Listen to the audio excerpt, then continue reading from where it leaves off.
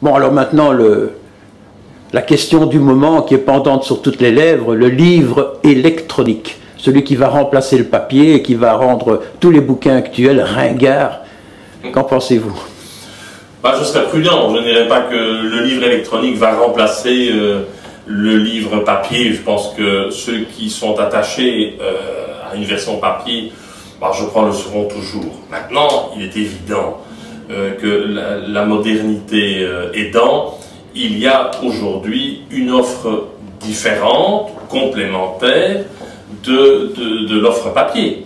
Je me suis laissé dire qu'actuellement, probablement via la SABAM, parce que vous avez un service dont on va parler, il y a actuellement sur iTunes 80 bouquins actuellement qui sont disponibles depuis 2-3 mois peut-être. Exactement. Et là, nous allons y venir. C'est une initiative de la SABAM qui date du mois de juin. Mais donc, l'offre électronique, à mon avis, est complémentaire, elle est différente de l'offre papier. Il est évident qu'un lecteur qui peut disposer à sa guise, en un clic, en 2 clics, d'un ouvrage auquel il pense, emmener en vacances ou dans le train 2-3 ouvrages et avoir un coup de cœur pour un ouvrage, c'est évidemment quelque chose de fantastique. Donc, c'est en réfléchissant à cet aspect-là des choses que la SABAM a développé un modèle en juin de l'année dernière, en se tournant vers l'iPad. L'iPad dont on connaît le succès aujourd'hui, une tablette numérique. Près de 50 000 ventes actuellement, je pense, en Belgique. Énormément de ventes aujourd'hui. Bon, demain, sans doute, des concurrents vont se livrer au même exercice. Mais nous sommes partis donc sur cette tablette électronique.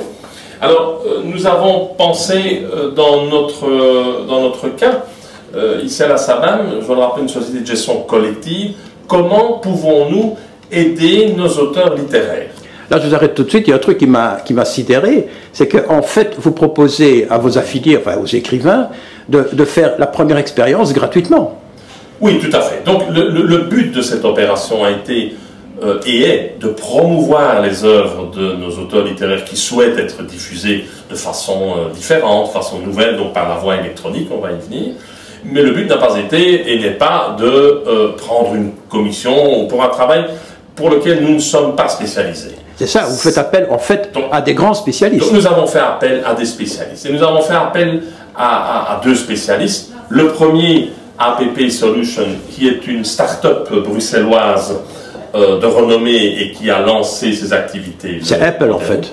Oui, c'est une start-up qui développe des applications pour le modèle Apple. Mais c'est une start-up bruxelloise, donc belge. Et puis nous avons fait appel évidemment au know-how, au savoir-faire d'Apple à travers tout son système qu'on connaît, iTunes. Vous m'avez dit qu'un des 80 auteurs avait vendu 1500 exemplaires de... C'est exact, c'est exact. Donc c'est évidemment très très prometteur pour les auteurs qui sont diffusés et qui sont évidemment de talent. Hein.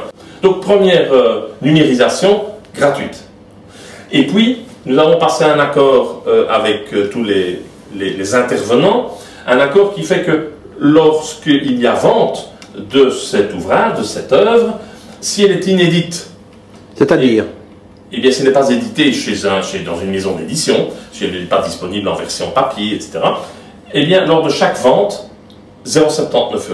Alors, 0,79 €, il y a un partage qui est fait entre l'auteur, Apple et la start-up bruxelloise qui a développé l'application. Il lui revient combien, grosso modo? Il se dit à peu près 40% va à l'auteur.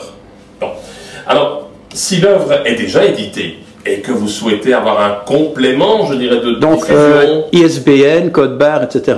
Voilà. Donc ici, les conditions vont être que vous allez avoir... il faut répondre aux critères techniques, c'est important. Il ne faut pas fournir n'importe quoi. Et puis, il y aura un numéro ISBN. C'est quand même intéressant. Fourni par l'éditeur. Hein. Oui. Un auteur qui a son livre sur iTunes, et dans ce cas-là, il percevrait 5,99 € à chaque achat, enfin 40% de 5,99 €, grosso modo. Cet auteur-là peut à tout moment aller voir sur le Apple Store où en est la vente de ses livres, ce qui lui revient, et ainsi de suite. C'est un des gros avantages, évidemment. C'est que, je le disais, il y a grande transparence aussi dans ce système mis au point en partenariat avec la SABAM. C'est que l'auteur peut à tout moment voir l'évolution de ses ventes et donc, je vais dire, de ses royalties, de ses droits qu'il perçoit. Donc c'est assez motivant et c'est assez intéressant. Et si vraiment je suis tout à fait nul en informatique et même en comptabilité, est-ce que je peux demander à la SABAM de gérer ce problème?